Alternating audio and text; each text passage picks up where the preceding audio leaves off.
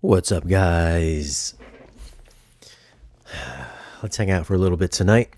Let's see who rolls in. I actually haven't done one of these late night chats in quite some time, but we'll stick around and see who's awake. Guess we could just hang out, have a little Q&A sesh. What's up, Herbert? And what's up, Neil? What's going on, guys? So I'm taking a little break. I, dropped that video, that paradigm video the other day, like earlier on in the week. So I'm just wrapping up the full review, which is going to go over on Audioholics. So if you guys are looking forward to that review, then it should be there probably within the next week or two. So be on the lookout for that. Good morning from Finland. What's up, man? Good morning. What's it like in Finland right now? Is it cold over there? Every time I hear Finland, I think of cold, wet weather. Do I smoke cigars? Sometimes. I'll occasionally smoke a cigar, depending on if somebody brings it over. I won't go out of my way to buy a cigar to smoke, but if we're all just like hanging out and somebody whips out a cigar, then yes, for sure I'll have some whiskey and have a cigar once in a while.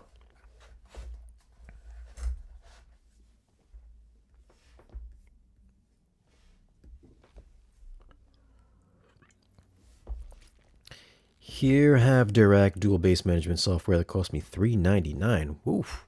Wondering if having a mini DSP HD would make a difference. I don't know. I haven't tried Dirac's bass management yet. I have the Denon A1H, so I will be trying that out probably within the next few weeks. I'm going to review the A1H with an entire like per listen system with the R5C as the center channel, the R7T as the LCR, as the L and R, and then the R5Ts as surround channels, and then some Bowers and Wilkins for Atmos speakers. So I plan on seeing if any of the bass management works with that and that setup. As far as I know, I don't think Art is available in the A1H, but that would have been pretty cool considering the full range speakers on the per listen setup. And I think in this setup we are going to have like 4 subwoofers, I believe. So two rhythmic subs, the power sound sub, and I think there's 2 SVS subs in there as well. I could be wrong, but it's either 2 or 3 subs. Definitely two rhythmic subwoofers, and then the power sound together for 3 for sure. So I will try the bass management with that. Hopefully I don't have to pay for it because it's a review unit. Shane, are you going to review the M&K X12 Plus 15 Plus Dominus subs? Would like to know how they fare against the per listen. Well, PK Hamu 2005. I believe I was probably the first one to review the M&K 15 Plus. So I mean, you might want to Google search that one. But yeah, they're kind of in a different class. I know they're both Dominus subwoofers, but the per listen is definitely, I'm going to say, a step above the 15 Plus for sure. Hands down, no doubt. What's in the bottle today? We are going light today. We're going with Reds hard cider. I don't even know how much alcohol is in this thing.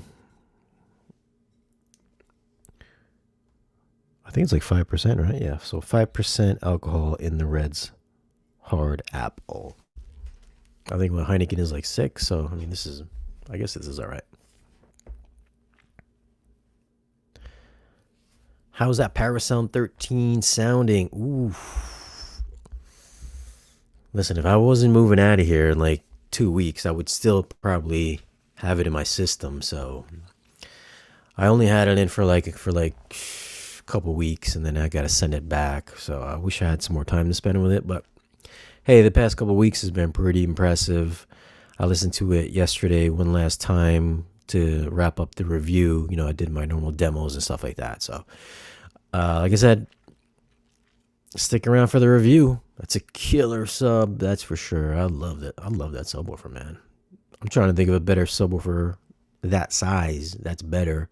And I don't think there is one that's better than that subwoofer. For a little small, 19-inch box.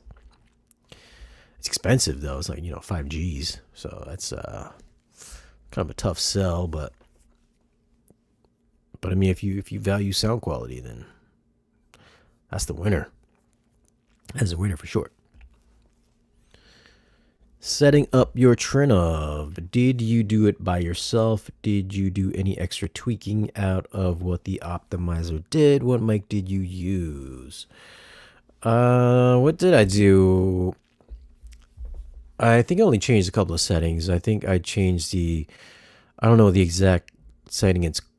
I don't know the exact name that it's called, but I think there's like an ultra wide band setting or ultra wide band frequency room correction setting somewhere deep in the advanced setting section. I changed that to like the ultra wide band, and then I adjust the curve myself to what I like, depending on what speaker I have as well. Sometimes I'll just cut correction off around like 500 hertz or so, just so I can get the top end detail untouched. Sometimes I'll do that. I think, what else did I change on it?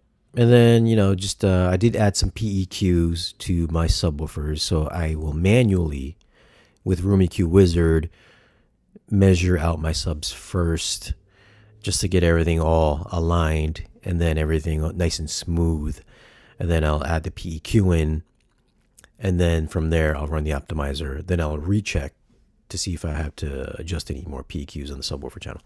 Other than that, that's all I really did to it. Easy stuff that you can do yourself. Peter Otremba, do you have any recommendations on what watch brand I should go with in the $100 to $250 range? Looking for a metal watch with good build quality that looks elegant, not flashy. For 100, geez, listen, I don't mean to sound like a doucher or anything like that, but I don't have any watches in the $150 to $250 price range, so I can't tell you. But maybe like a Timex, maybe like Timex Weekender is a pretty solid watch. Let me see if I can bring that up. So the Timex Weekender, I think it's a pretty inexpensive watch. Kind of like a beginner watch, which looks nice. And let's share the screen here. This is on Amazon. All right, so we'll go to Amazon. It's it's like a sporty / casual watch that I think looks pretty cool. And this is cheap too. I mean, if you can't afford one of these, then you shouldn't be getting a watch. So this is like $35. This is a good kind of everyday type of thing. Casual, sporty. This is on a nylon strap. Or if you wanted to get like a leather, you get the leather strap version. I think there's a leather strap version. There you go. There's a leather strap version that you could, dress it up a little bit. Put it on a NATO. So, you can put a bunch of different straps on that. Dress it up, make it sporty. And hey, it's only $35. I mean, it's a nice one. This is a nice little leather strap there. All kinds of stuff you can do with inexpensive watches. So that's $40 for the leather one. But for $250 though, let me see. What's a pretty good watch for a little bit more money is Brew watches. Whoops. Brew watches. These are actually kind of cool. The Brew Watch Company. It's a little bit more money. It's like $400. I mean, these are cool. Oh shoot, they got a bunch of new models out. The Metric Gold, $475. Oh, that's fancy. I would definitely get this. PVD gold. It's not real gold, but it's like it's PVD. That's cool. That's $475. I was gonna get one of these, the retro dial, because I think that looks really cool. I think they call it Brew Watch because it's supposed to kind of look like a coffee machine. I guess like a retro coffee machine or something. But this is the one. Here it is. $450. I really dig this one. It's clean. It's got a white dial, white face, a nice little indices, blue hands. Pretty clean. I definitely check this brand out as well. Hey, oh man, there's like $375. So hey, it's a little bit more money than what you wanted to spend, but it's not that much more money. I mean, this is really nice too. This is sporty yet dressy. I dig it. Look at that. Chronograph, $375. But yeah, that's what I would go for. I mean, I've been on the list. These things are always selling out all the time because they're pretty popular. But I would go like the weekend Timex Timex Weekender, or go with one of these Brew watches. So two kind of different price spectrums there, like really ultra cheap, and then you go like really entry level for $375. What's up, buddy? Greetings, night owls. What's up, Devin Lot? Hope everything is everything. Dead Reckoning, how is it on Kaleidoscape? It's great on the Kaleidoscape. I reviewed it on the Kaleidoscape. I think that was the last movie that I reviewed. I personally think it's one of the best Mission Impossible movies. I know a lot of people didn't like it for whatever reason. I thought it was great. I liked it better than the last couple. I liked it better than Fallout. I liked it better than whatever came before Fallout. My favorite ones are like maybe Part 4 and then Dead Reckoning. I think are like my fave ones. What's the one he went to Dubai? I really like the one that he went to Dubai with Hawkeye, and this one, my faves, man. I really like this last one because I felt like there was like tension all the way through. Like it kept me engaged all the way for the full like 2.5 hours. Whereas the other ones, I felt like they had some good action scenes, good action set pieces, but then like the stuff that wasn't actiony kind of was a little bit boring to me. Like Fallout, like I thought it was alright, but I didn't think I didn't like it as much as I did Dead Reckoning. I know that's an unpopular opinion, but I think Dead Reckoning was slept on this year, especially with Barbenheimer. Like the week after, it just like trounced any box office for Dead Reckoning, which is a real bummer because I really like that movie. Unfortunately, I thought the Atmos probably could have been a little bit better. Herbert David, didn't you also review the HTP one? No, I did not review the HTP one. And the Anthem AVM 70. Nope, that wasn't me. That was somebody else. I have the HTP one. It's flawless. I love it. How much time did you spend with the HTP one? I did not spend any time with the HTP one because I never had it. I had a friend that had it, that sold it like a month later because it was just, really buggy. Maybe it's not buggy anymore, but at that time, I think it was like 2 years ago, he had the HTP one, and then he sold it for the JBL SDP 55, I think it was, which I think he still has. I reviewed that one. That was a couple of years back. Devin Lott, Invicta Brew movement in the Movado. All right, Devin, you're gonna have to throw out the Invicta.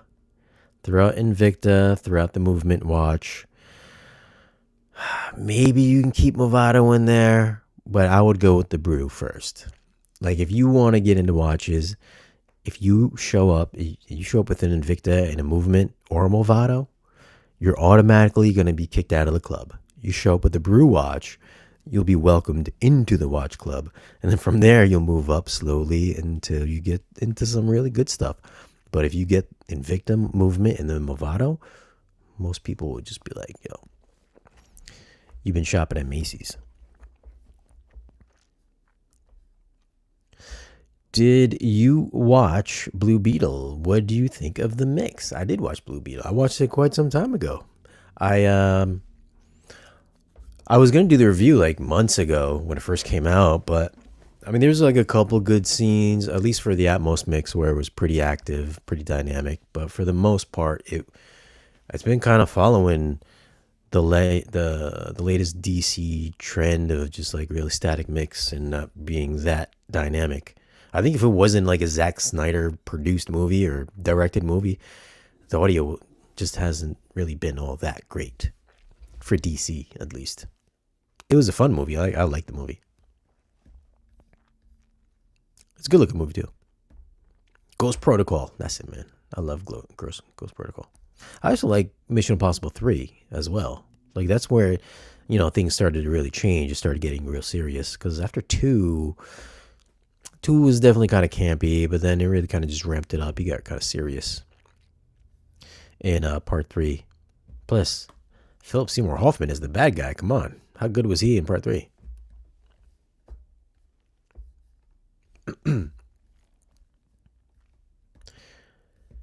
Hey, is the Hunger Games worth the upgrade on 4K?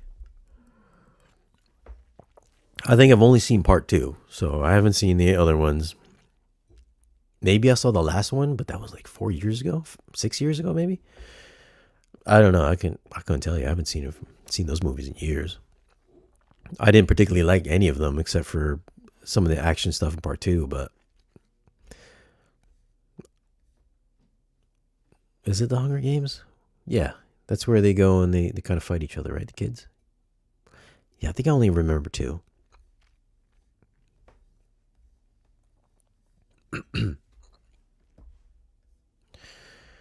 Hey Shane, what active towers have you listened to? Bucard A700 seem interesting. I only have the DevTechs, the DM70s, which I unboxed the other day, last week, and then the brand new Golden Air T66s, which I should be really working on that review this week. Next week. I should have that review wrapped up for those. Although those are the only 2. I have not heard the Bucard A700s. I haven't heard any Bucards, actually. They haven't sent me anything, so sorry.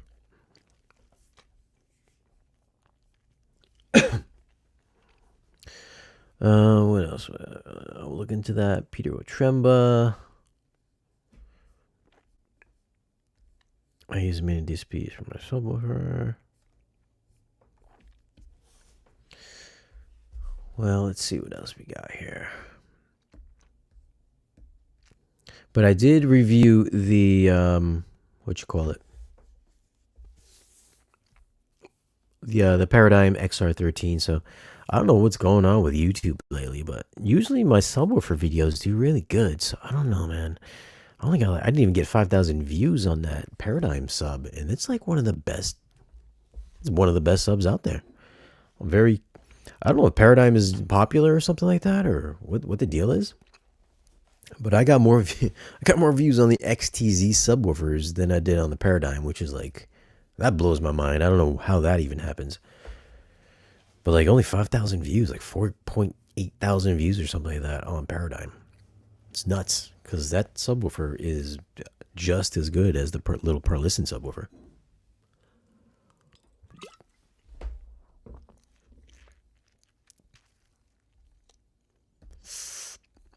Hong Kong film Limbo is now out in UHD and Blu-ray Digibook combo. Really good movie, and it's in black and white. I've not heard of it. Gary Lau.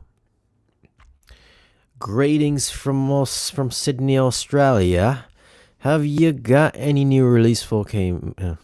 See, I try to do like an Australian accent. It comes out like British. Have you got any new release 4K movies on the way? I don't have. I might have the Expendables gift set or whatever it's called, the 4-movie collection. I mean, that might, I don't even know if it's out yet. It might be out. I know they were supposed to send it to me, but I've never got it in the mail. So, I mean, that was the next one, I guess, even though part four was just bad. I fell asleep. I fell asleep hard on Expendables 4. I watched the beginning of it. I fell asleep all through the whole middle portion of it. And then I woke up at the end and I was like, oh, Sly is still here. I mean, if you saw the movie, then you know what happens in it. But like I said, man, I'm out of here. I'm gonna be out of this location in 2 weeks, so I don't even have a home theater right now. I've got a little 2-channel setup right now just for the Golden Ear review and then DevTech review. Then come another week, everything's gonna be like dismantled, and then I don't know what I'm gonna do for video content for a while, at least for a good month or two. I don't know what I'm gonna do. I guess I'll be doing a lot of live streams or something. Any idea if that Gravity movie will get another release in Atmos 4K? That's been a rare item for a while. I don't know about that one. I know of a couple Warner Brothers movies that are coming out that I'm not at liberty to say, but they're definitely coming. But Gravity in 4K, I don't know, man. Gravity was like kind of like shot, meant to be seen in 3D, and it's like one of my favorite movies in 3D. I still watch it a couple times a year in 3D. And if you take the Atmos mix with the 3D, man, it's even better. It's definitely, Gravity is like top 10 Atmos mixes for sure. But I haven't heard anything about that coming out on 4K. Nope. I don't know. Is it on digital on 4K? I don't think it is.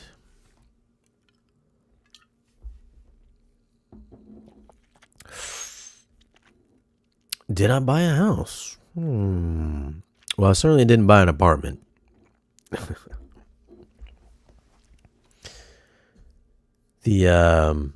there's something coming soon.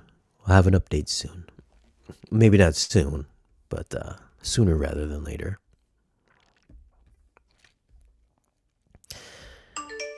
What's this? Look at this. I got my Chipotle verification code. See that? Chipotle verification code, which I needed like 4 hours ago.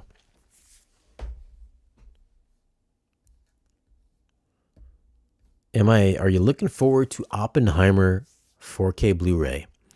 Listen, I don't know what it is with all of these Nolan fanboys out there, but I mean, did you guys actually watch Oppenheimer? Is Oppenheimer really a movie that you would watch multiple times over and over and over to justify the purchase?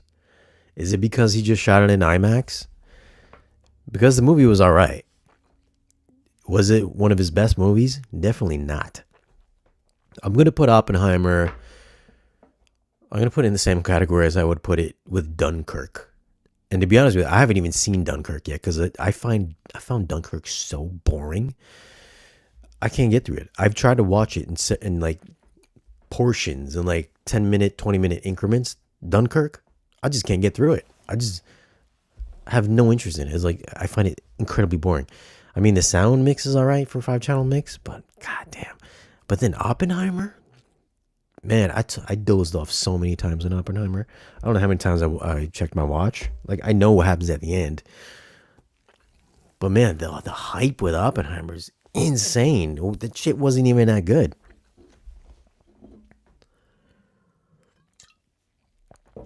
Tenet, on the other hand, Tenet was such a good movie. Like, I don't know why Tenet didn't make more money. Tenet was far more rewatchable. I watched Tenet. I've watched it a couple times a year ever since it came out. Because there's always like different nuances in it, like with the whole going backwards and the whole time thing. Especially the ending.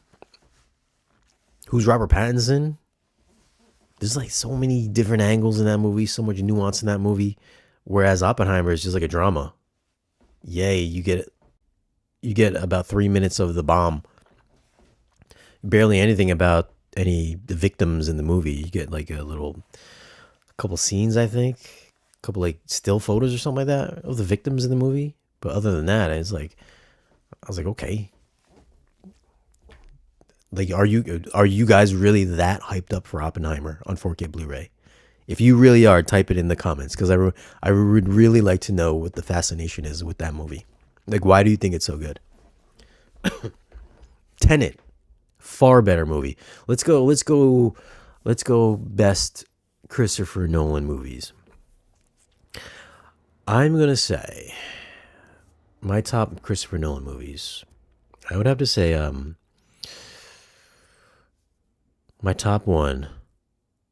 Maybe Interstellar. I really like Interstellar. That might be my number one. Actually, no. I'm gonna have to go number one, Inception. Number two, Interstellar. Number three, Tenet. Number four, maybe that one with the one where he for Memento. Number five, The Dark Knight. Number six, Batman Begins. Number seven,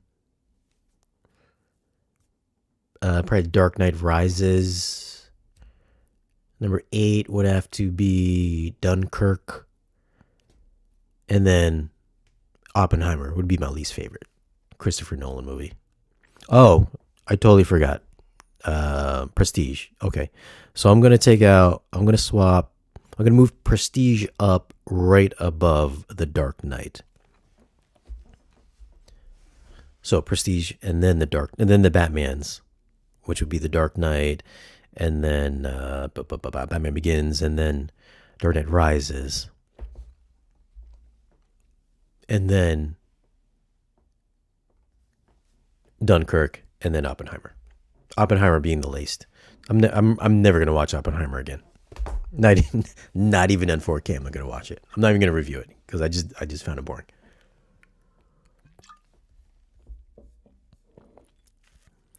Insomnia is superb. Did I see Insomnia? I don't think I saw Insomnia.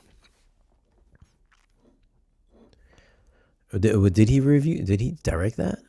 I don't think I saw that movie. That's not what Guy Pearce is the one in Memento, right? Insomnia, Nolan. Oh, is that the one where he's in the photo booth?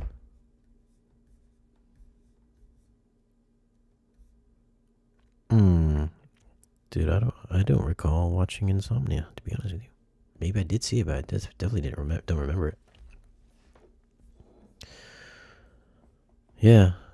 I don't think I saw Insomnia. If I did, I just totally don't remember it.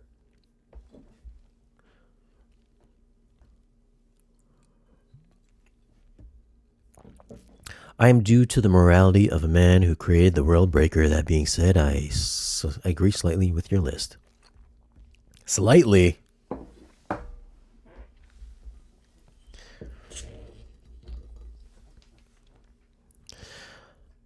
I'm gonna have to see if it's I'm gonna have to see if Insomnia is on like Netflix or something now, because I do not even remember that movie. Nolan is great, but I feel he's overrated. I don't know, man. I feel like everybody, at least in the movie community, they're just like, "Oh, dude, he shoots with IMAX. It's gonna fill my screen." People get so hyped.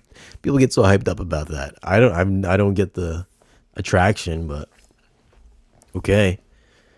Just because the movie is 16:9 on your TV screen is like, come on, man. Tenet is great. I have been watching it 6 times and new stuff every time. I'm telling you, man, Tenet. People sleep on Tenet. Maybe because it's very confusing the first time you watch it. The first time I saw it at the theater, I was like, yo, what is this movie about, man? I was like, I didn't even know if I liked it. And then I watched it like 3 more times after, and I was like, oh shit. I was like, damn, this guy really thought of a lot of stuff to put in this movie. A lot of little things that you gotta like really pay attention and pick up on, like stuff you pick up maybe on your seventh viewing. Oppenheimer is just like, okay, I could just open a Wikipedia and get the same story. Siphonics, all the best for the move and transition. Wishing you well and smooth operation. Thank you, my man. Yeah, we had a pandemic when Tenet came out. That sucks. I think that was the first movie that came out during the. Was it the first one? No, I think Black Widow came out first, right? And then Tenet came out, or maybe it was Tenet then Black Widow. But I know it was like one of those two.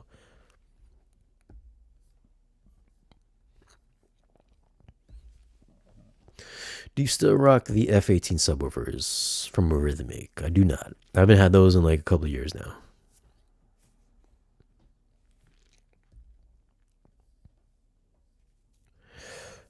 Just finished watching Ambulance for the second time. It's a pretty good movie. I love Ambulance. It is a good movie. People sleep on that movie too, just because it's Michael Bay. It's a fun movie. It's not like a serious movie. It's a fun little action movie. It's like Bad Boys. If you like Bad Boys, you probably like Ambulance. It's even got it looks the same because it's a Michael Bay movie. Devin Lott. Number 1 is The Dark Knight.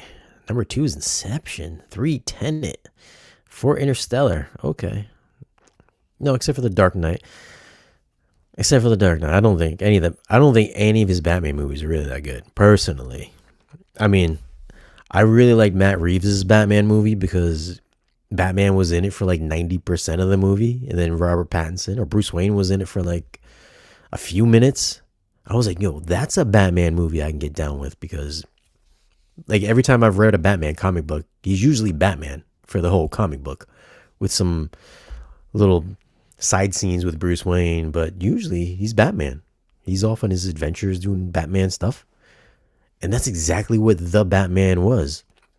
Whereas The Dark Knight, Batman Begins, Dark Knight Rises, he's Bruce Wayne like through the whole movie. Like, I don't want to see Bruce Wayne. It's not called Bruce Wayne. It's The Dark Knight. I want to know about The Dark Knight. And his fight scenes, Christopher Nolan just can't shoot fight scenes because Batman had the weakest fight scenes in all 3 of those movies. Are you guys going to disagree with me on that one? None of his fight scenes in any of those Batman Nolan movies were good. Batman Begins was like the worst because you couldn't see what was going on, because he cut in so close, and all the fight scenes, it was like you would see like an arm move or a close up of a kick. I'm like, yo, what just happened here? I don't know.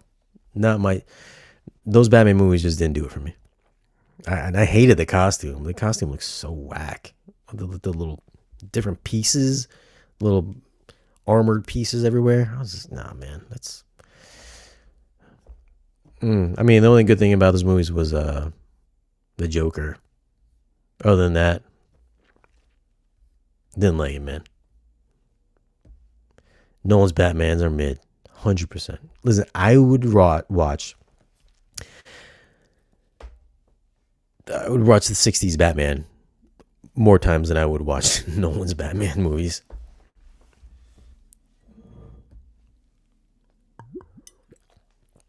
I will say I tried watching the Batman the other night and fell asleep. Reeves' Batman is super slow. I loved it the first time though. It is a slow movie. I ain't gonna lie, it is a slow movie, but I liked it though. I didn't like kind of the plot. He's gonna take over the city again. Like he kind of did that in Batman Begins. He tried to like flood the Narrows or whatever. This one he tried to flood Gotham. Yeah.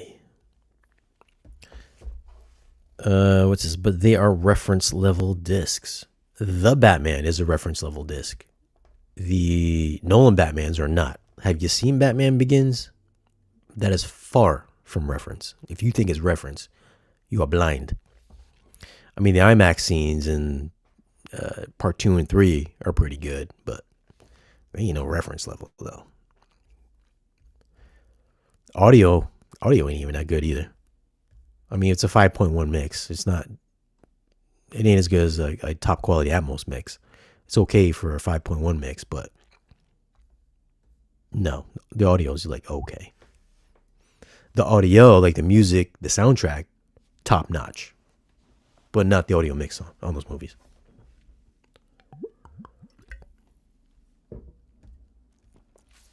Who made the Michael Keaton Batman movies? Those were fun. That would be Tim Burton. Those were fun movies. Um, I like I like Batman Forever, like Batman 3 from Joel Schumacher. I know a lot of people didn't like that one, but I thought it was good. I thought Val Kilmer made a very good Batman. I know a lot of people like Michael Keaton as Batman, but out of that whole series, I think Val Kilmer might be the best out of those movies. Out of like Clooney, Keaton, Kilmer, I would pick Val Kilmer as my favorite Batman out of those ones. Because he had that nice sleek look. He's a tall dude. He was handsome back in the day. He had the voice. That's Bruce Wayne. Like him and Ben Affleck were good Batmans and Bruce Waynes, I thought.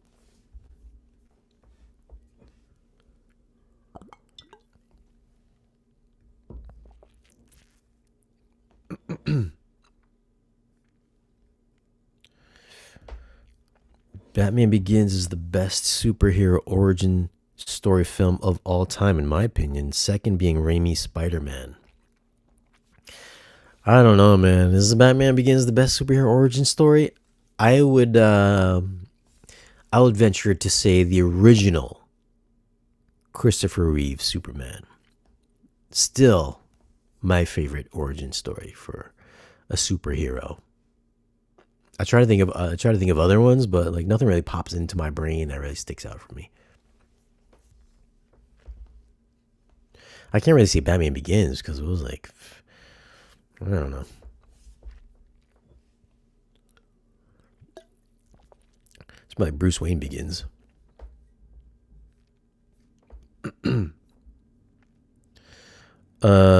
Joker was so good it carried.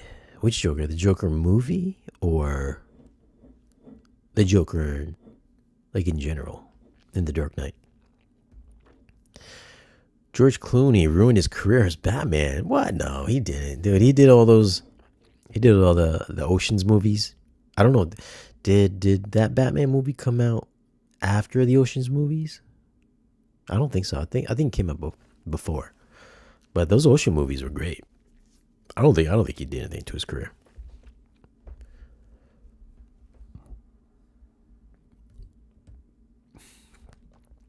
Yes, Ben Affleck, man. Ben Affleck's still the best Batman. I'm gonna say Ben Affleck, Val Kilmer, Michael Keaton, Adam West, and Christian Bale next, and then George Clooney would have to be probably last.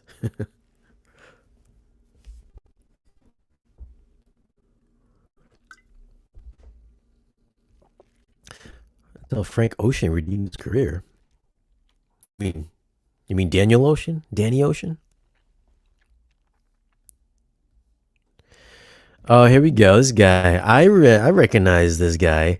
This guy was trying to say leeching movies to other people on Usenet is a legal thing. Is that what you had left that comment before earlier, Acid Angel? Were you telling me that sharing movies on Usenet is a legal act? I would like you to expand on that because I had shared that with some other YouTubers and we had a chuckle at that comment that you left. So I would like you to expand on that.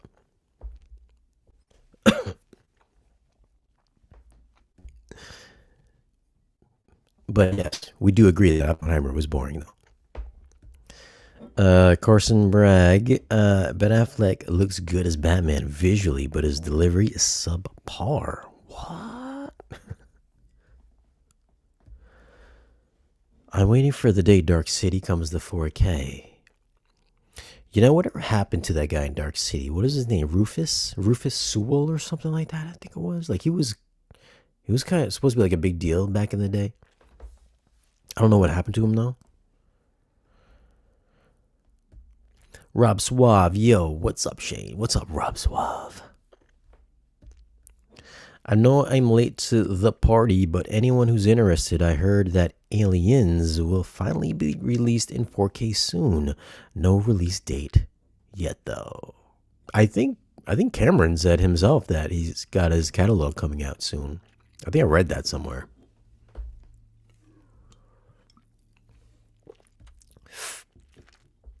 What is your opinion on the best projector screen for the money?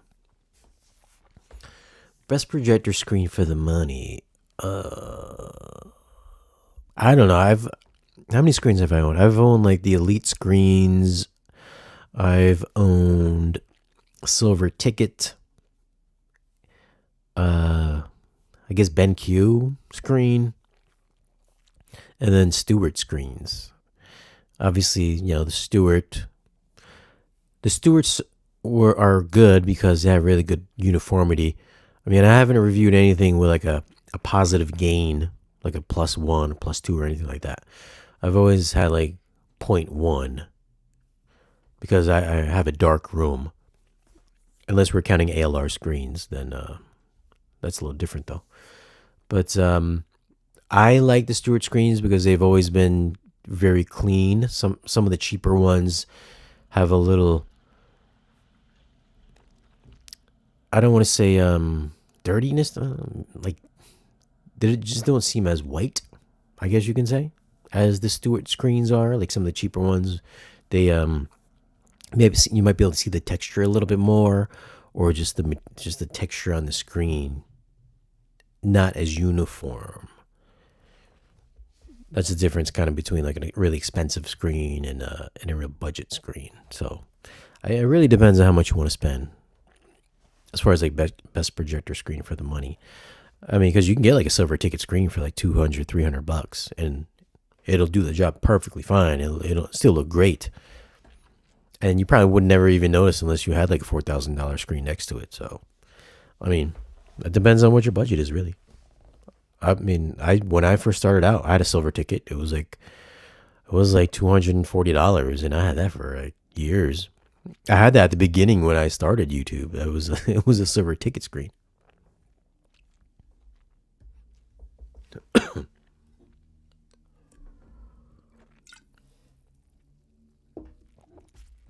Batfleck was my favorite. Never got the hype for Keaton, even back in '89. Batfleck definitely had the best costume in Batman v Superman. I don't know what happened to the costume he had in The Flash, but that was just an abomination. I remember seeing that. It looked like he was just wearing a rubber bag. It was like, I don't even know if did he even have a belt in the Flash movie? Because that costume was so bad. Shane, I just got my buddy's Martin Logan Descent sub for my theater. It really is such an insane sub. I'm in love. I remember that came out before the Balanced Force subs. My friend had that sub as well. It's an older sub for sure. But yeah, man, they make good subs. Not a lot of people talk about the Martin Logan subs.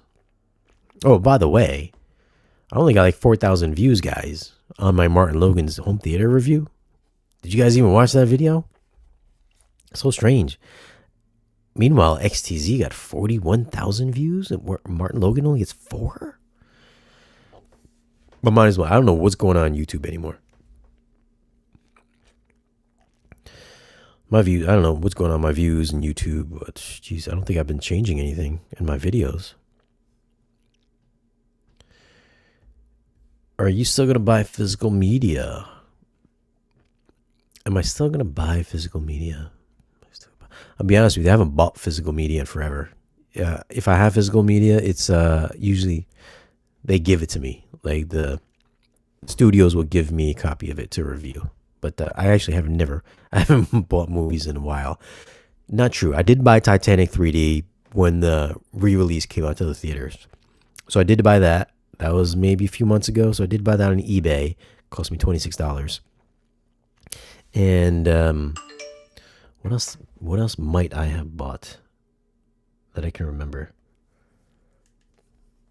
Oh, I did buy Avatar 2 3D from Best Buy. So those are the two movies that I have bought that I can remember. Those two, and that was this year, or last year, or maybe it was the beginning of the year. But other than that, I can't remember the last time I bought a movie because usually they'll send me movies. Although I have bought everything, on the cloud because they don't give me anything for free. Those guys.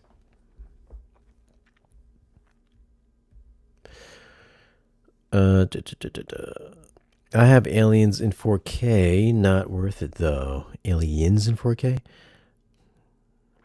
1080p is great for that. 4K actually darkened it up.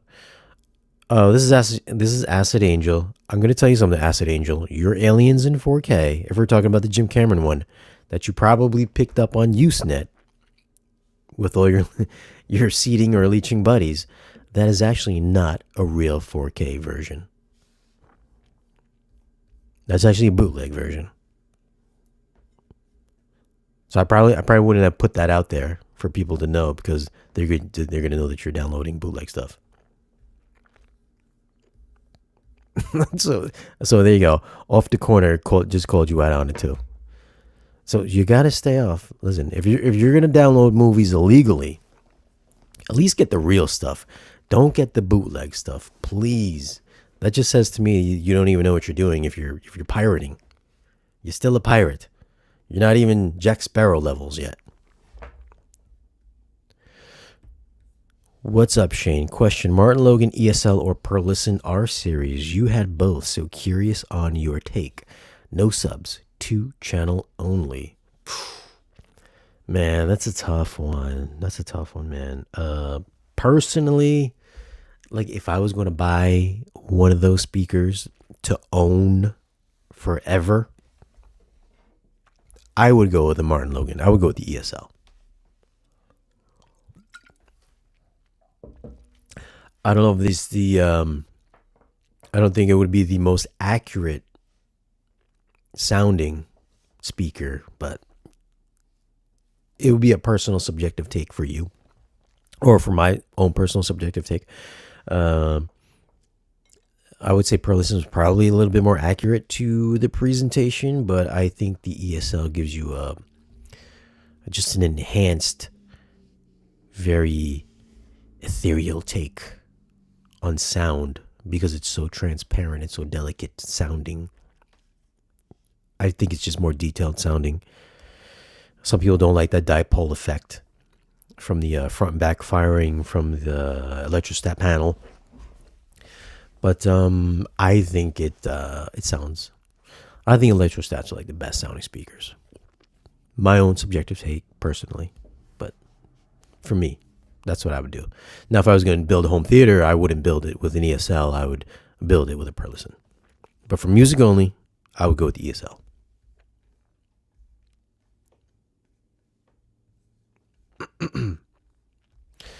KP, what's up, KP? The subwoofer from your latest video was awesome. It is awesome. Awesome subwoofer. I love that subwoofer. I loved Avatar 2. F the haters. I like Avatar 2 as well. I mean, it was kind of a rehash of the first one, to be honest. But I enjoyed it. I saw it a couple times at the theater. I did a whole video on it, actually. I am new to ripping, so I am into 4K discs. About $1,200. Dana Dent from Patreon up in the house. Yeah. Or you could do what Acid Angel does and join the high seas. Shane, how do you find the MK VS12 Plus subwoofers? I don't find them at all because I've never reviewed them. I mean, they look cool. They look nice. I don't know how potent they are, but they look decent though.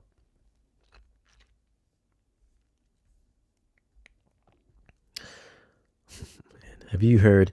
Have you heard full DIY sound group set? What do you think? I've not heard.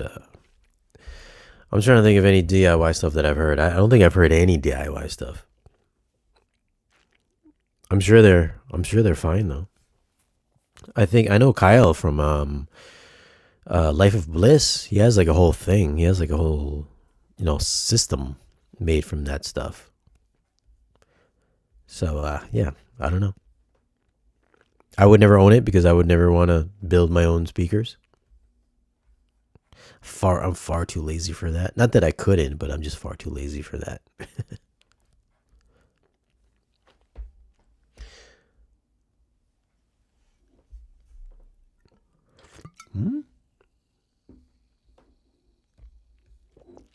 Awesome, thanks. Was leaning that way. What's the watch today?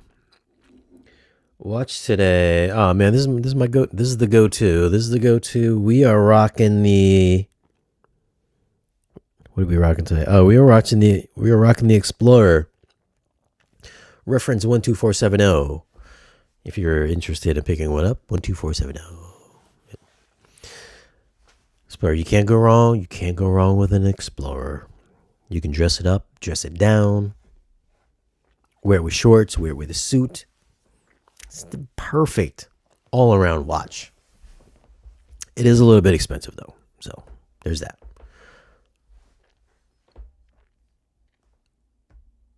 Shane, I remember your video reviewing Alien in 4K. That converted movie looks better than 90% of the movies that were actually shot in 4K. Absolutely stunning.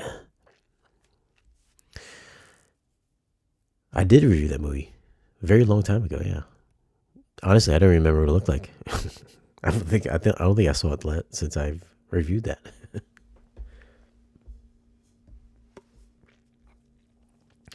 I know there's a million options, but you want to show off your system with one demo scene. What are you rocking? One demo scene.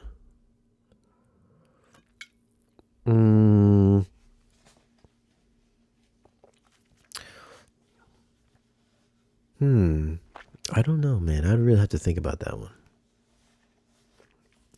Maybe something from Austin Powers. Or maybe when Anchorman goes into the phone booth, and then he goes, "Milk, that was a bad choice."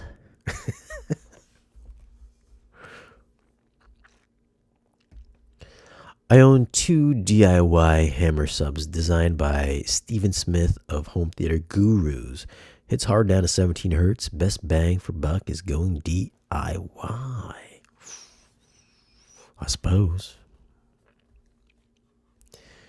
I actually have a little segment on best bang for buck in the Paradigm video that I shot for Audioholics, which I was editing. It's right there. I was editing right now before I came on here. I started putting myself to sleep, listening to myself talking in the video. So I was like, let me try to wake up a little bit before I try to finish off this edit. But I did mention that in the video. How good are per listen speakers really? Would you drop 50 G's for a full 946 setup? Would I personally drop 50 grand on a speaker setup? 50 G's is a lot of money. If I had 50 G's and it was like I didn't have to worry about it, then yes, I would drop 50 G's on a per listen setup. If you can't really afford it, if you're stretching to your means, then I would not drop 50 G's on a per listen setup. Like if you had to make payments every month on it, then I wouldn't drop 50 G's on it. But if you could just drop it and just be like, okay, yes, I would do it.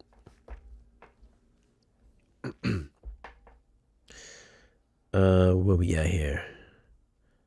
Oh, finally, Acid Angel. Are you saying that leeching is a legal act?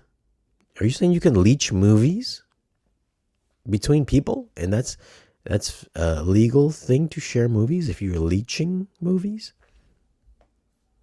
I would like to know other people behind. People in the chat here. I think most people in the chat, you might be pirates as well, but you're probably not going to tell people you're a pirate. But if you're leeching a movie from somebody else, is that okay to do? And is that different from sharing or seeding? I'm just curious on you guys' take on leeching and sharing and seeding. Are you going to do a collaboration with Gene from Audioholics to have a walkthrough with the Anthem Arc Genesis by any chance? Very few YouTubers doing a proper walkthrough except that home theater guru.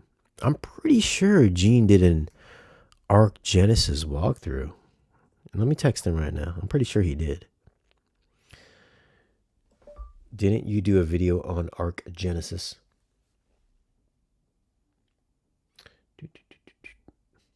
Why did it say ARK? Arc Genesis? There you go. Yeah, I'm pretty sure he's got a video on it, like a long one.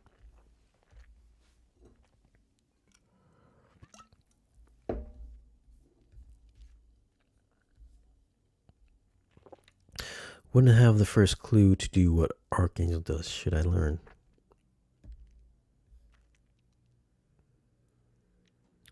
Wouldn't have a clue. Dude, if you want to, anybody can download torrents. It's not a hard. Dana, it's not hard to download movies illegally.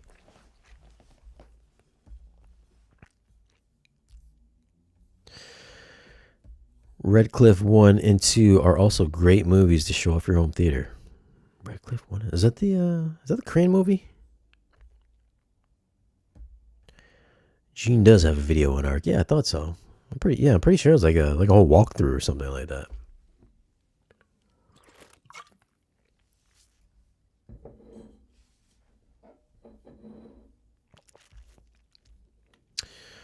Tech Enthusiasm has done it as well.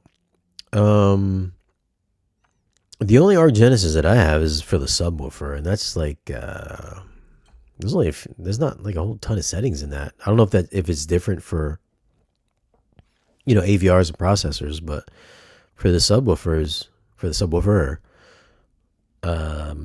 yeah, I mean there's a few settings in there, nothing crazy about it, So maybe it's different for like a receiver or their processors.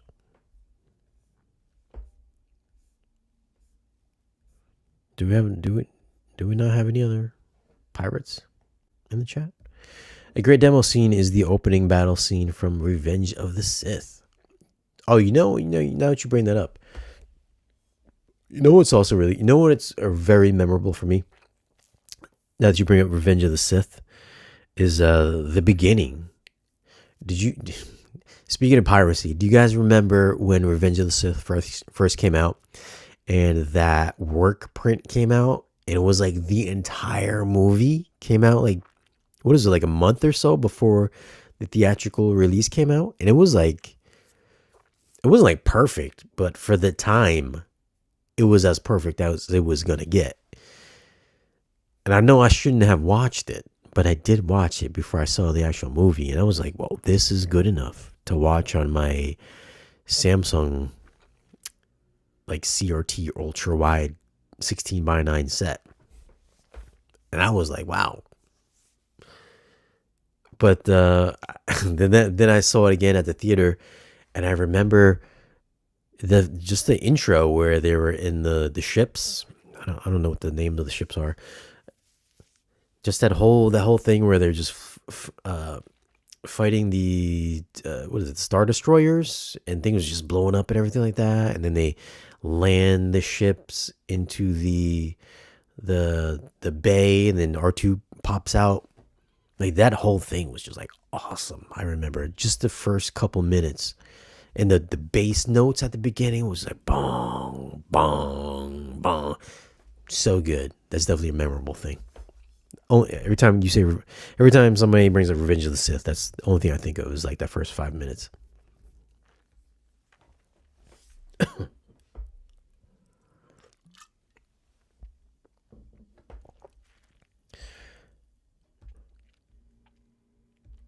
Have you been able to check out JTR, and do you have any thoughts? Are they top of heap dream speakers for you? No, I haven't heard any of their actual speakers, so I can't really say. But no, they would not be. Just from photos and visuals, they would not be dream speakers. I mean, dream speakers for me would have to sound good as well as look good. So that automatically, they could be the best sounding speakers in the world. I just wouldn't own them because I would like to look at them. So that portion of dream speakers, those speakers wouldn't cut it for me.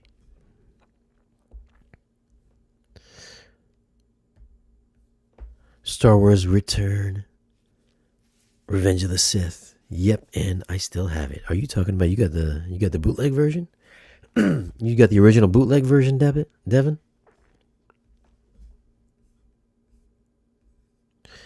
What are we talking about here? Torrents are more trouble than they're worth. I'll stick to buying the disc or digital. Ooh. Jazz, what is it? Jazz in 1970? Is that how you pronounce your name?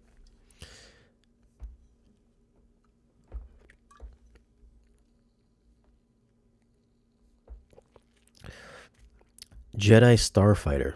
Is that what it's called? The ship's called Jedi Starfighter? Or is it TIE Fighter or is it Starfighter?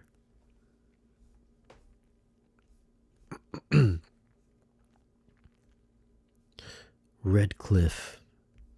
I feel like I saw Red Cliff. Now that you say John Woo, I'm pretty sure I saw it.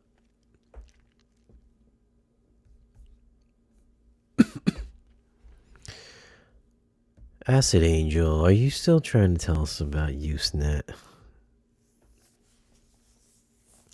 Apparently he uses Usenet so you can share movies amongst people legally.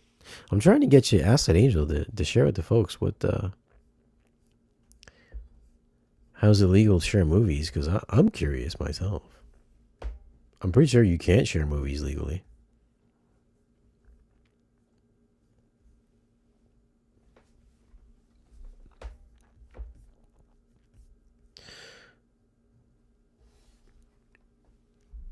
Ever had any noise complaints? Cop comes to the door. I've never had any noise complaints, no, because if you are familiar with my neighborhood,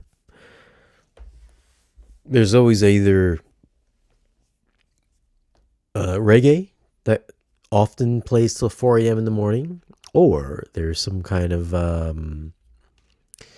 Hispanic music that plays till 4 a.m. in the morning.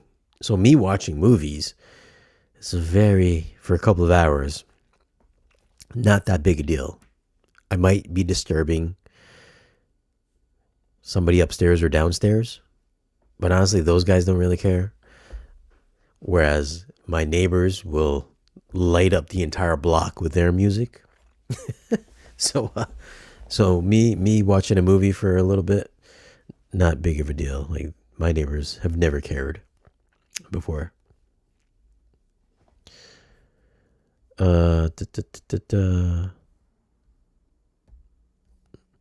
Acid Angel. So, Acid Angel, the fact that you think that sharing movies or leeching movies is legal is a little bit silly, buddy.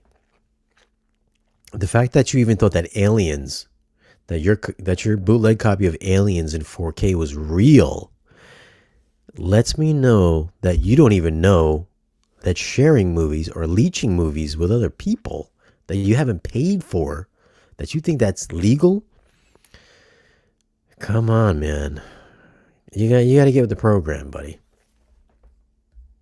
Like, don't tell people you're doing that. Just don't do it.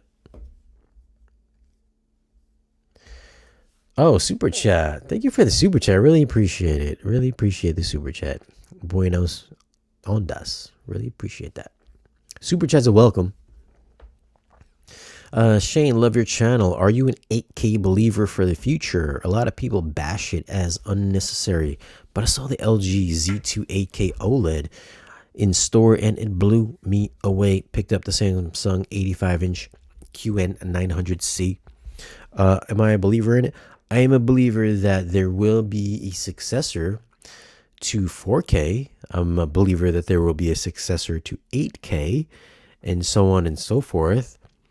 I don't know if I'll still be alive to enjoy that, or would you even be alive to enjoy what comes after 8K? Who knows? But technology advances so rapidly nowadays that of course there's going to be some kind of 8K content at some point in time. I mean, there are cameras that can shoot in 8K, but at this point in time, I wouldn't bash 8K if I had I have a 8K capable projector, which really doesn't do much in the grand scheme of things. If anything, it makes the picture a little bit softer, at least on the projector. The TVs that are 8K, is it a necessity? Not really, but just as long as their upscaling works, then I wouldn't see a problem with it. I mean, I'm sure it can only really help the larger that you go up, just to kind of tighten everything down a little bit more. But again, the upscaling would have to be pretty good. So I'm not opposed to 8K displays, and I do believe that there will be 8K format of some sort in the future, whether it's on physical media and disc, or whether it's just going to be a digital delivery system. But I'm sure there will be 8K content coming, just for the pure fact that there are 8K cameras. And there's going to be people that want to have that 8K in its native resolution beamed into our displays at some point in the future. So, yeah, I believe in 8K. I believe in 16K. I believe in 24K, 36. It's all coming. It's all eventually going to come. People didn't think 1080p was going to be, that 1080p was the greatest, but we got 4K. So, yeah, of course we're going to have better formats in the future.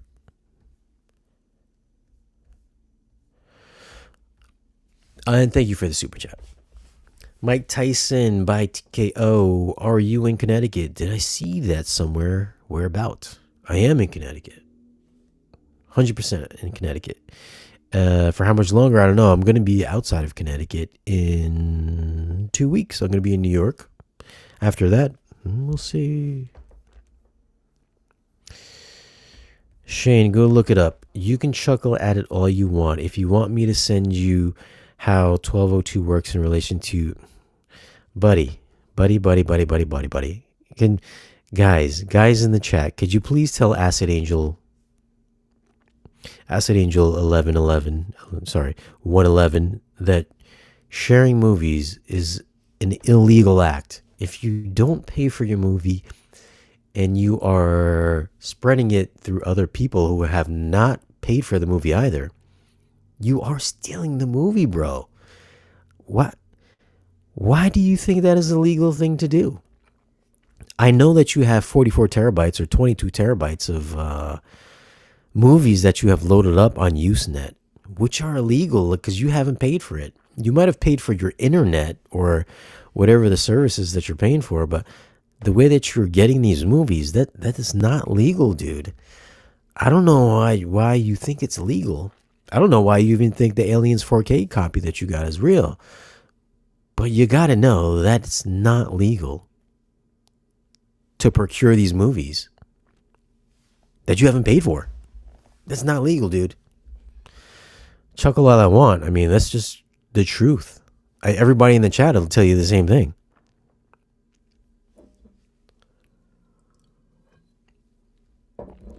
Off the corner will tell you the same thing, Acid Angel. Leeching is not leeching is not legal. My man, leeching. You cannot, if you're getting stuff that you haven't paid for, it's stealing, my man. Stealing. It's common sense. It's so funny that you left that comment that I even remembered your name. But Jesus, dude. Oh my gosh.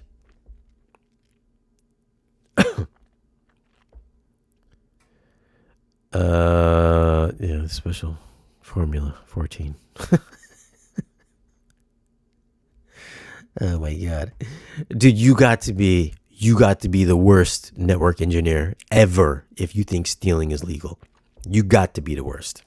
I'm sorry, I don't want to offend you, but common sense, dude.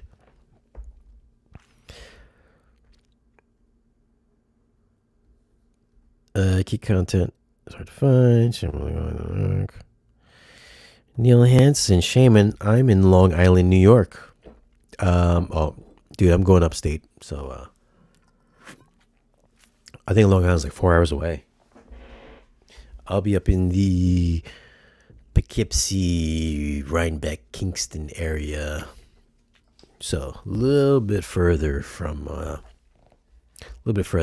Island.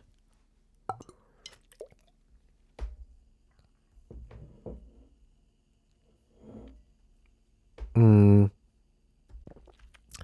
Hey Shane, I robbed Fort Knox last week, but it's okay because I kept all the gold for myself and didn't share. Dude, could you guys tell this man if he's getting free content that he didn't pay for it? It's illegal. Oh my gosh. They found letter of the law and see. Oh my goodness. Dude, just because you can get away with downloading movies until you get a cease and desist letter, it don't make it illegal, dude. It don't make it legal. Listen, I don't care how you get your movies. You could steal them. You can hold somebody up by gunpoint. You can hold up Best Buy if you want to, if that makes you happy. But just know that's illegal. I don't care if you're an engineer or if you're the president of the United States. If you're stealing, you're stealing.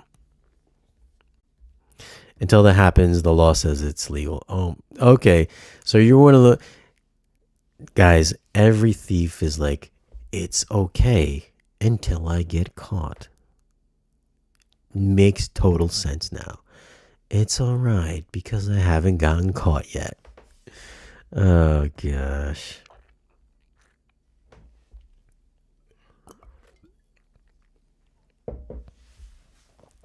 If it's not a backup of your own property for personal use, it's not legal. There we go. We finally got some guys up in here who's sharing their expertise on it that the acid angel just don't know. Bro, and you're an engineer, bro. God damn. Under copyright law, it's illegal to download or share copyrighted materials such as music movies without the permission of the copyright owner. Oh, Acid Angel. Jesus. I wish you just would have kept that a secret because you were sharing some good, responses in the chat. But then you kind of open yourself up to a little bit of ridicule. Nah, bro, he's not trolling because he left a pretty good sizable comment a couple days ago. So he ain't trolling.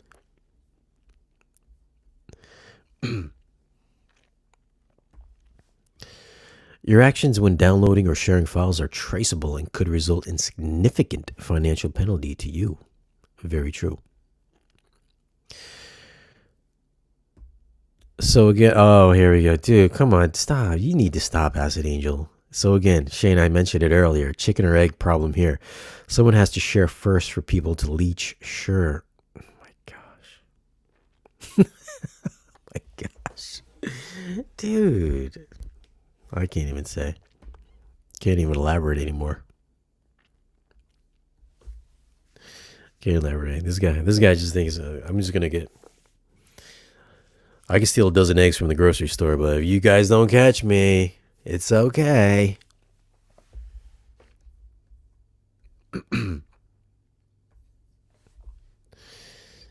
Yeah, he's got to be trolling. He's got me cracking up with a. Dude, yo, he got us all cracking up. No, Shane can't get caught doing any. Oh my god, bro.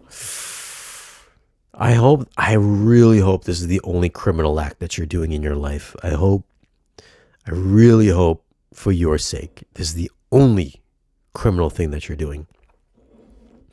because your mentality is so messed up. I don't even know. I don't even know what to tell you, dude. Jesus, man.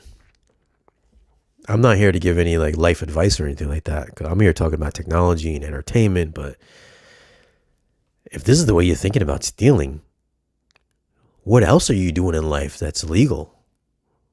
I'm a little bit concerned for you. I think everybody in the chat is a little bit concerned for you.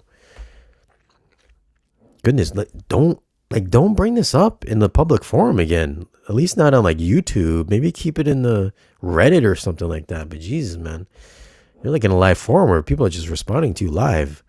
Don't do it. Don't do it. Do I have anybody in the FBI watching me right now? Anybody watching me is in law enforcement. Please reach out to Acid Angel.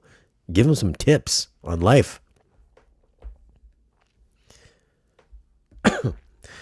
Hi from oh my gosh.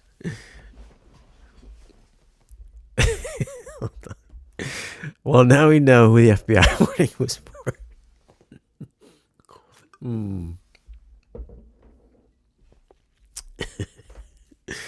Sharing is caring, Acid Angel. We're gonna run him out of the chat. Hi from the UK. In your opinion, what's been the most game-changing piece of home cinema tech? The most game-changing piece of home cinema tech, like ever or like recently that I've used? You have to elaborate on that one. I remember Shane sharing that it is illegal to rip your own discs. I think there's a gray area there. I think it's illegal to break DRM. I could be wrong on that. I think it's there for a reason. So if you make a device to break it, that's illegal.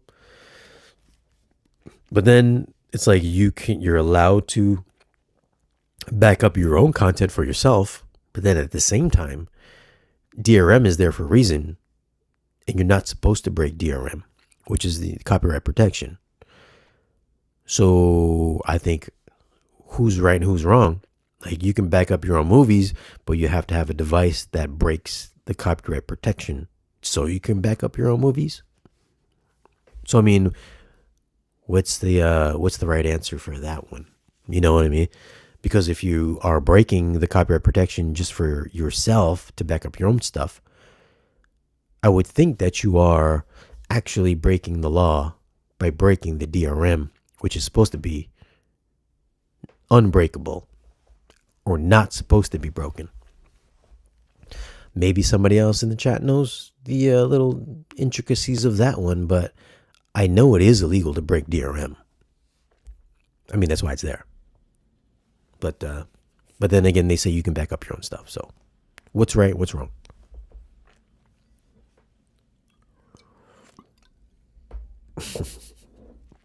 That's a good point too. Ever wonder why it's copyrighted, not copywritten? Look, man, as someone that pays union dues to create content, if you didn't buy it and are distributing it, it is illegal.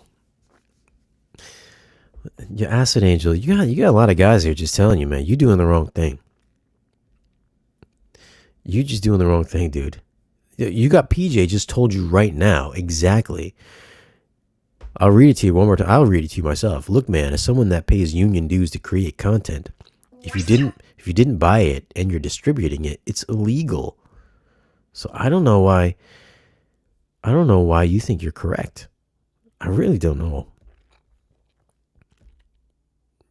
This is very laughable to everybody that you think you're right. Oh my gosh, bro. Jeez Louise. Steal the egg, put it in an incubator, hatch a chicken, return the chicken, then it's not stealing. Oh my gosh. Video streaming companies streaming higher than lossless audio. So are Blu-ray still a thing? Blu-rays are definitely still there. I know Blu-rays outsell 4Ks, and I know DVDs outsell Blu-rays, by a pretty large margin. So yeah, I mean, if DVDs are still a thing, Blu-rays are still a thing. I mean, my sister, she still buys DVDs, and I'm like, didn't I buy you a 4K player? Why are you still buying DVDs? Because they're cheaper. That's why. And she can't tell the difference between 4K and DVD. So yeah, Blu-rays are still a thing. Acid Angel, I'm at work at the moment and I'm about to take a 4-hour nap because I punched out, but it's all good. Oh gosh. Oh my dudes. Jesus Christ. Shane, you can blind write to dupe the disc. Oh, buddy.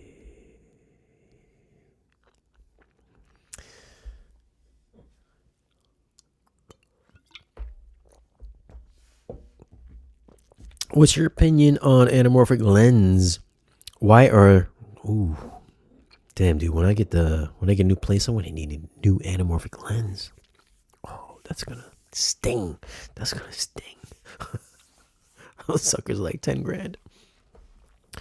What's your opinion on anamorphic lens? Why there are not many options for low price projectors but still use it?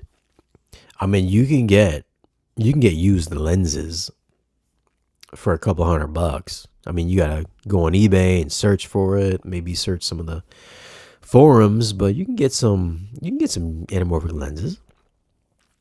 I personally haven't seen the difference between between like some of the older panamorph lenses to the newer ones, because I've compared them both. So maybe there is. I don't know. I haven't seen nothing major, but I'm a believer in anamorphic lenses, especially with projectors, because you want to use all the light output on the projector as much as possible, especially if you have a big screen, rather than, wasting the light output and flashing, just letting it leak all on your walls. So I am a firm believer in the anamorphic lens. I wish we didn't need anamorphic lenses. I wish they would just make, wish you would have an option to make a 21:9 projector or a 16:9 projector, which you can only do on like the Barcos and the Christies. But for like the consumer stuff, it kind of sucks. You're only stuck with 16:9 because most movies are in 21:9. Most movies. I only say that because most of the movies I reviewed between 2016 and now, and even in just in general in history, most of the stuff, at least the stuff that I reviewed, is always in like 2:3:9:1. It's very rare that I'll get something that's in like 16:9. So yeah, I'm a believer in anamorphic lenses, because especially if you're a projector guy. Like, why own a projector and get a 16:9 screen? You're just gonna be wasting. You're gonna be wasting it, wasting all that output. The light output. Hey Shane, are you getting on the Trinov waveforming train? Probably. I mean, probably, yeah. It's in the works. Everything is in the works. Dude, you can't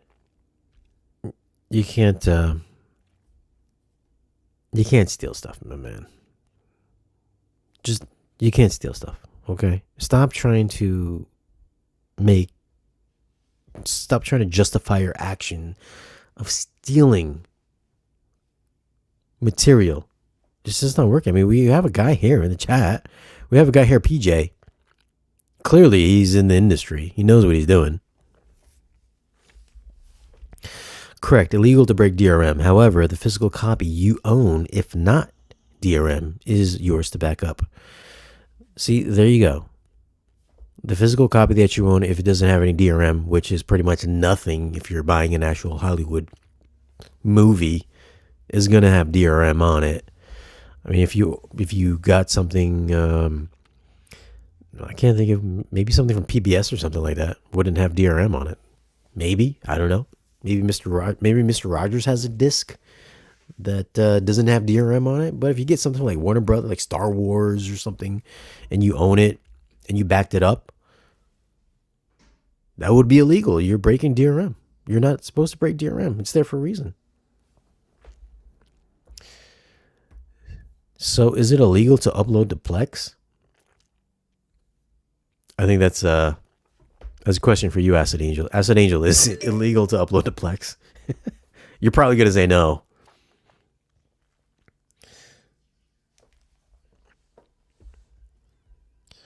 Acid Angel.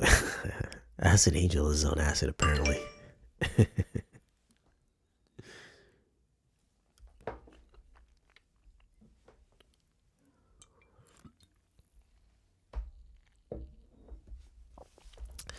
James Hazel, one awesome new piece of cinema tech is Kaleidoscape. I've been saving it for maybe when I'm 80. Kaleidoscape has been around for 20 years, so it's far from new. So it has been around for quite some time. I don't know if that was for somebody else, though. Distribute, give out, hand out. Yes, distribute, give out, hand out, pass around. It's all good. Just as long as you're leeching and not sharing. Don't share. You can only leech, because leeching is legal. Sharing is illegal. James Campbell, don't tell us where you work. Acid Angel. Acid Angel, man. Jesus, dude. Don't tell people. Don't come on a live stream. Tell people you're stealing shit, bro. Don't do it. I'm sure you're a movie fan. Just don't tell people you're stealing your movies. This like half the back end of the stream was all about Acid Angel stealing movies.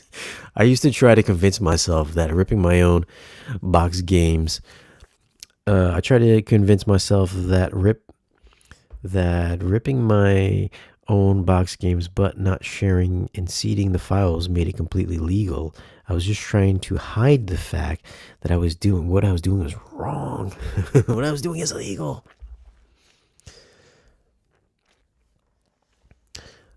When are you getting an infrasonic sub? I don't know, man. I've been asking them for the longest time. Hopefully I'll get it when I get into the new place. That's definitely on the agenda. So it's definitely on the agenda. Moving on from Acid Trip, any plans for a NAD M66 review? That's been on the plan for like 3 months now. Is it even out yet? I mean, if you're asking me, apparently people must have it. But yeah, I've been waiting for that thing for a little while now. Oh, no, my bad. Legally, dude, you gotta stop, man. Hold on, let's just read this. The fact that he's still trying to convince everyone. Legally, Shane blind right. It is used by several state agencies in IT for forensics as well. Shane keeps DRM intact. Oh my gosh, this guy.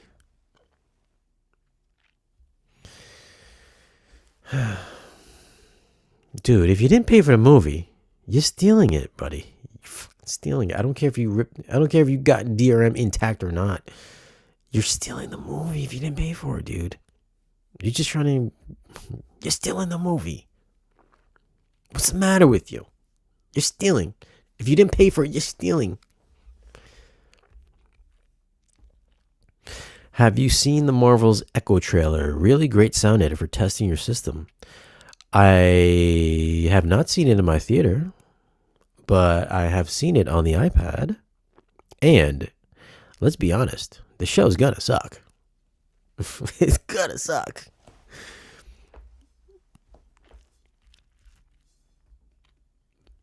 I'm about to get my room set up for waveforming. Can't wait. You should write down in the chat what you got set up for waveforming, because I'm curious what kind of subwoofers you have to make that happen.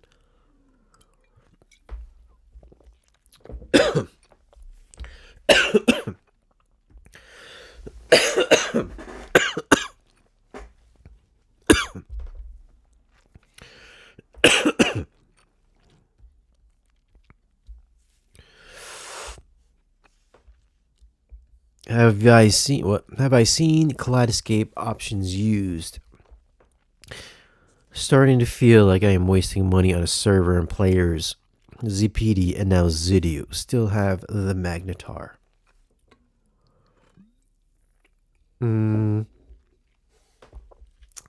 Well, let's be real. Let's be real. Zidu and Zapidi are for pirates. That's what they're for. I mean, let's be honest. That's what they're for. Plex is for pirates. All these means, these media players, Plex, these are all for pirates. That's what they're for. Let's not pretend they're not for pirates. They've been around for years and years and years and years. These devices. That's what they're for. They're for people that don't want to pay. That's exactly what they're for.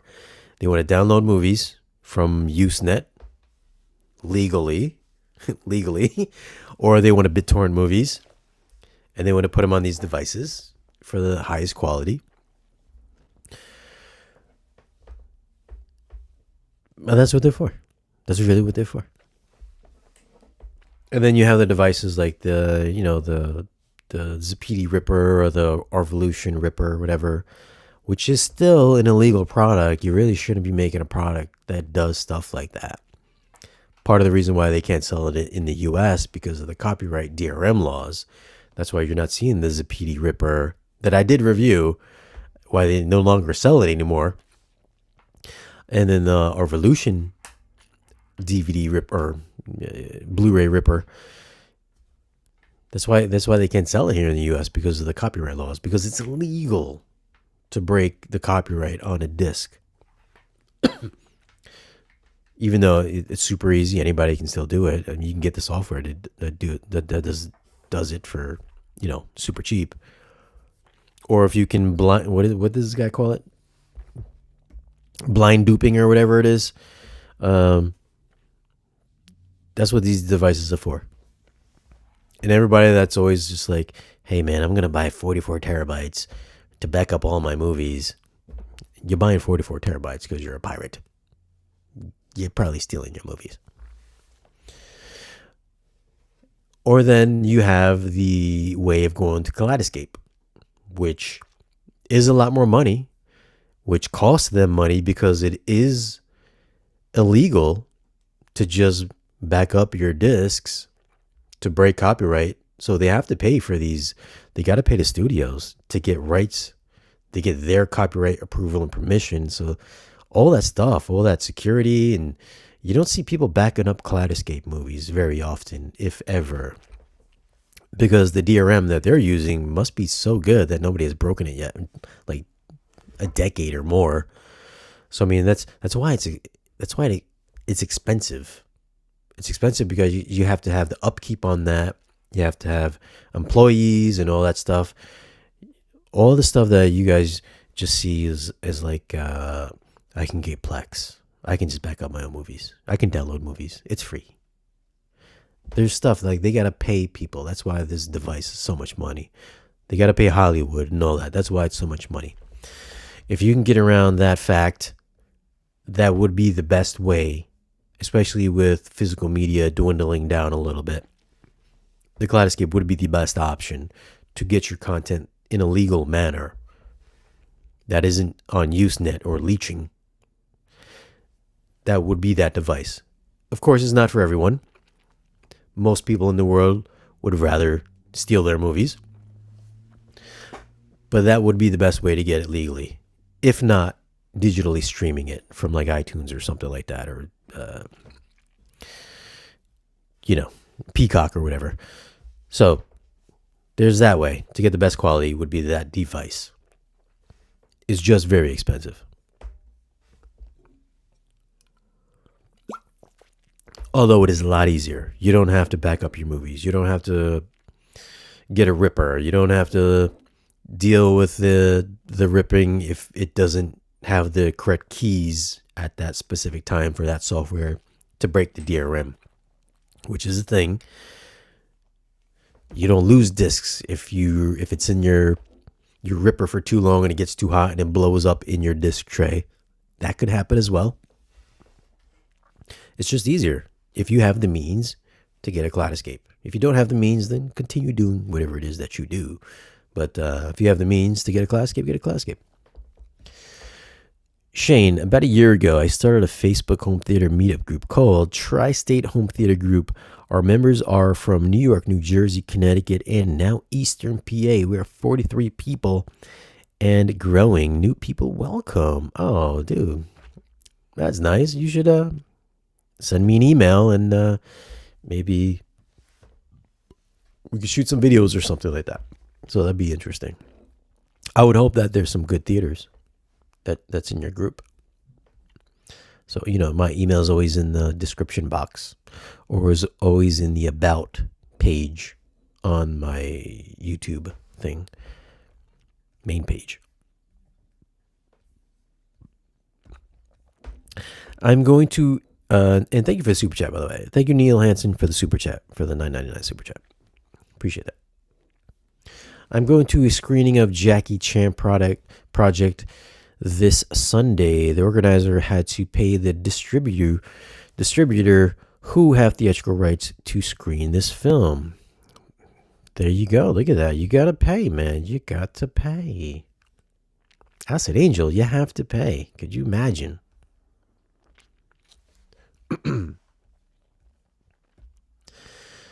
Basaj says, movies are not that expensive. Just buy them. Acid Angel, just buy them, damn it.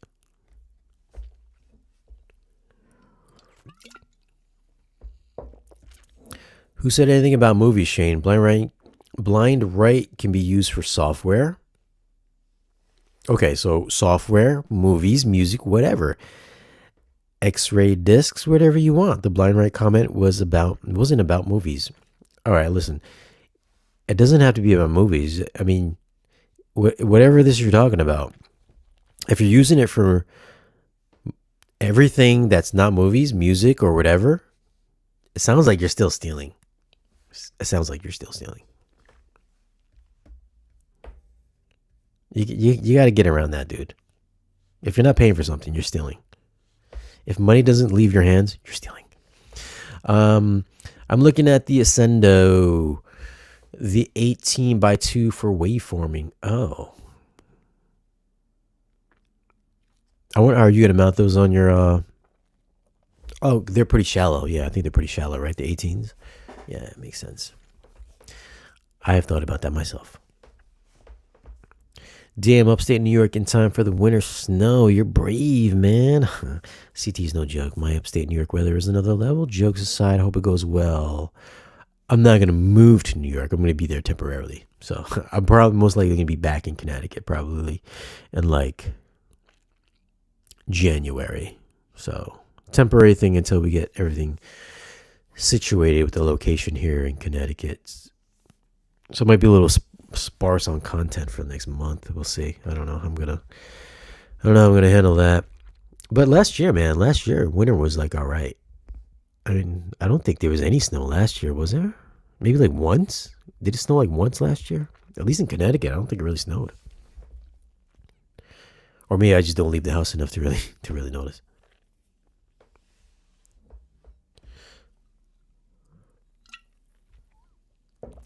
So getting Pro Audio subs, 2 15-inchers on the front wall and 2 12s on the rear wall.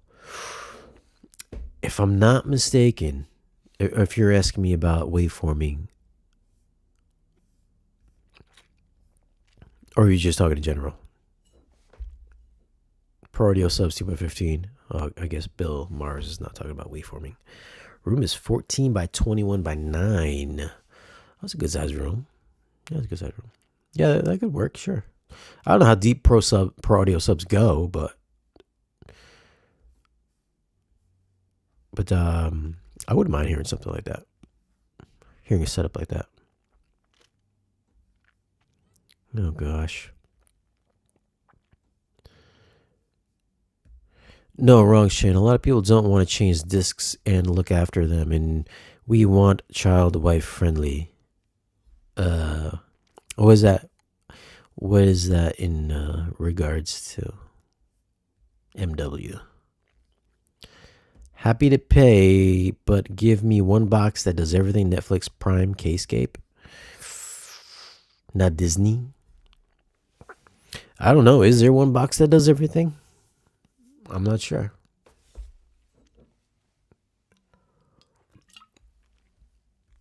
I mean, if we were talking about like discs as well.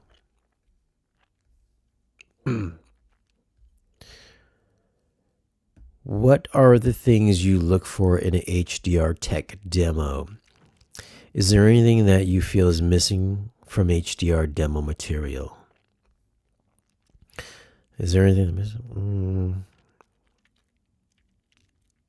I guess, listen, HDR is like kind of different flavors. I mean, there's like the really super bright HDR, like 4,000 nits, 1,000 nits. And then there's HDR, there's like reserved HDR that's just like really nice, deep contrasty blacks, nice shadow detail. Maybe doesn't have peak highlights that are eye searing, but just colors that are rich and deep and saturated. Like, not everything has to be super bright. So I guess you can look at it in a couple of different ways, but I wouldn't say that I think HDR is missing anything. Just a nice wide color gamut. I don't have to. I mean, Blade Runner 2049, for instance, that's not an eye-searingly bright movie, but the color, the shadows, the visual style of it looks great. I don't see anything being crushed, anything being clipped that isn't intentional. So I mean, there's different ways to look at what HDR demo material would be. It doesn't always have to be, 4,000 nits. People get hung up on brightness, but it's not always about brightness.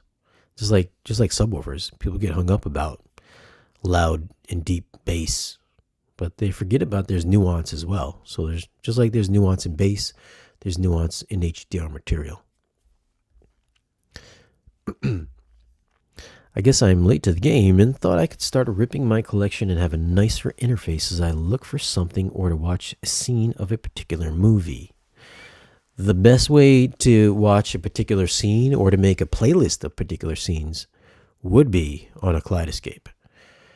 I'm sure there's other ways. I know there's other ways you could write scripts and stuff like that for like Kodi or whatever, but then they're not going to be as quick as what you can do on a Kaleidoscape. And they're going to take a lot more work rather than just marking the in and out point on the Kaleidoscape and then adding it to your playlist. So, but Kaleidoscape costs more.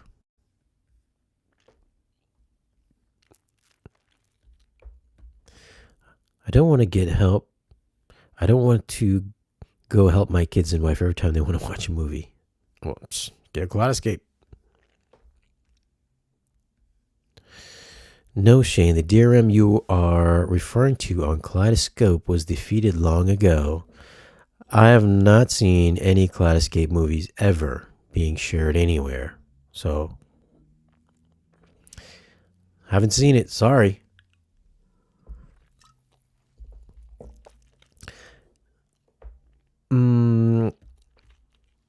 Oh, you on a streaming device. I just pray that the hard drive in the Kaleidoscape doesn't die. Well, they now have SSDs. Can a Kaleidoscape hard drive die? Sure. I mean, it's still a spinning platter. Just like any hard drive can die. So if it dies, you have to get a new one. Unless it's under warranty. So that's one of those things. There's always the camp that's like, especially when it comes to Kaleidoscape, it's always it's either they go out of business or your drive dies. Okay. But then on physical media discs, I've lent out plenty of movies that I've never gotten back. I've misplaced discs that I can never find. I've had disc rot. I have a whole Harry Potter collection that's all rotted. I can never watch it again. There's scratches. There's fingerprints. You can also lose them. I mean, that's already 6 things right there. Whereas on the Kaleidoscape, it's like they may go out of business, or your disk drive, or your disk is your hard drive fails. All right, that's 2 things. I gave you, for disks, 6 things that are more likely to happen than them going out of business or my hard drive failing. So it's like, I'm sorry. And it costs a lot of money. Okay, so 3 things. Whereas there's still more things that are going to happen with your disks, more likely to happen than the Kaleidoscape failing. If the only real negative thing is really about the price, you got to come up with something better, man. Those guys got to come up with something better.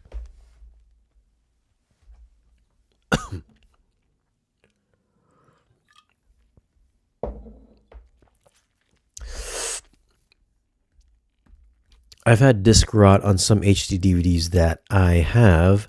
I missed that format. It should have won. Yeah, well, disk rot happens, and Sony made sure that Blu-ray won.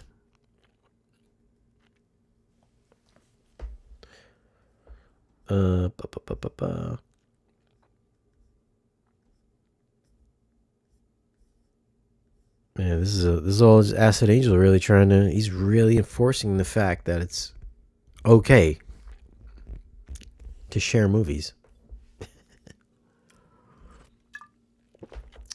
Which Kaleidoscape was available in Australia? Ripping discs to the Zidu, etc. is the next best thing for us in the meantime, for ease of use and demos. Hope they can sort it out in the next few years. I mean, as far as I know, I believe you can use VPNs. I mean, if you talk to those home theater engineering guys, they got that YouTube channel. I think you can purchase movies with a VPN. I don't know how to do it, but apparently people do it. Skynet 1886. Hello, Shane. What happened to Brass Tacks?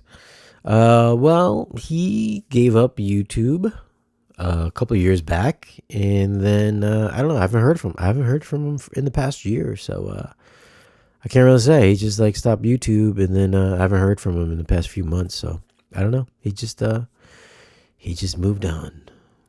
He moved on, and I'm pretty positive in saying he's not coming back.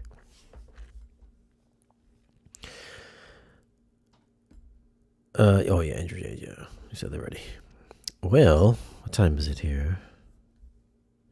Damn, almost 2 hours. Been hanging out with 2 hours with you guys. I'm already out of Red's apple cider.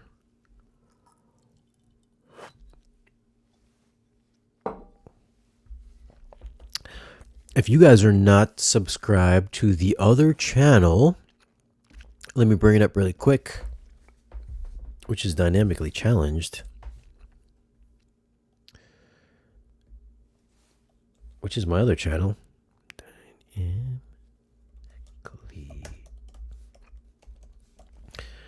Which is where most of these live streams will continue to live.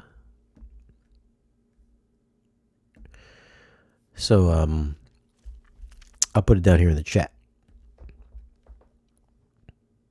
This is the other channel here. So if you're not subscribed to that one, sometimes I'll do these late streams or just streams in general, where I will keep it on that channel but not keep it on the Shane Lee channel, because I don't want to clutter up Shane Lee with a bunch of Q&A stuff. Because I think a lot of people just would rather prefer this channel being like reviews or whatever. Although we've been doing the weekly Thursday evening streams with Dream Media and Don, where this stuff is basically just kind of like just me just like bullshitting with you guys. So these kind of things will live on Dynamically Challenged, so I can have some cocktails and drop a couple F-bombs here and there and talk about pirates. So if you guys want to subscribe to Dynamically Challenged. That's the link there. And Dana Dent, thank you for the super chat. You didn't have to do that, man. You're my Patreon, aren't you, Dana? Dana, you're my Patreon, right?